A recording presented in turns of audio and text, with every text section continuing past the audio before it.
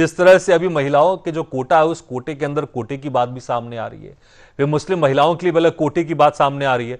और पूजा मिश्रा जी कह रही है कि जो अल्पसंख्यक है, अगर आंकड़ों के हिसाब से अल्पसंख्यक देखा जाए तो फिर तो सिख समाज बहुत ज्यादा अल्पसंख्यक है, जो जैन धर्म को मानते हैं वो ज्यादा अल्पसंख्यक है।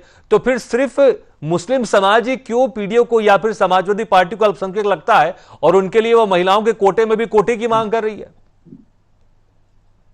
देखिए, पहली चीज तो यह है कि जब तक जाति जनगणना इस देश में नहीं होगी तब तक आप किसको अल्पसंख्यक मानेंगे और किसको बहुसंख्यक हम्म। मानेंगे, ये अभी तय करना बहुत नामुमकिन सी चीज है।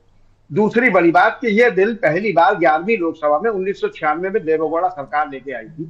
99 में भी आया, 98 में भी आया, अटल जी की सरकार में भी आया। उस समय भी लालू प्रसाद यादव, मुलायम सिंह यादव जी और शरद यादव जी तीनों ने इसका विरोध किया था और उन्होंने कहा ओबीसी, एसटी और एसटी महिलाओं को अलग से सब कोटा देना चाहिए, क्योंकि उससे तमाम चीजें क्लियर होगी।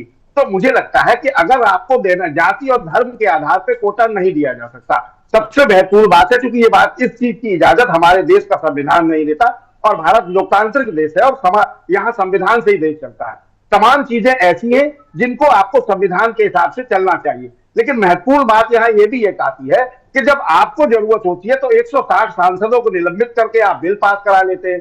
तो ये संविधान में कहीं नहीं लिखा कि आप इतने सांसदों को एक बार भी निलंबित कर दें। तो हम्म। कई बार ऐसा लगता है कि संविधान की आप बात करते हैं और खुद ही संविधान की धज्जियां उड़ाते हैं।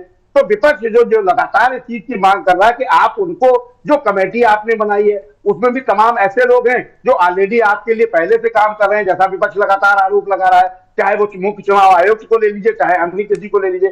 तो ये सब चीजें ऐसी हैं जो विपक्ष को शंका में ले जाके खड़ी करती है। मुझे लगता है कि इसका स्पष्टीकरण हो जाना चाहिए, जैसा प्रियंका गांधी ने भी आज सदन में कहा कि हम्म। आपने एक शब्द भी ऐसा नहीं लिखा कि कैसे इसको लागू करेंगे, किस तरह से लाएंगे।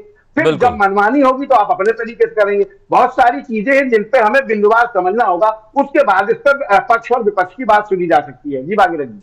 ठीक है।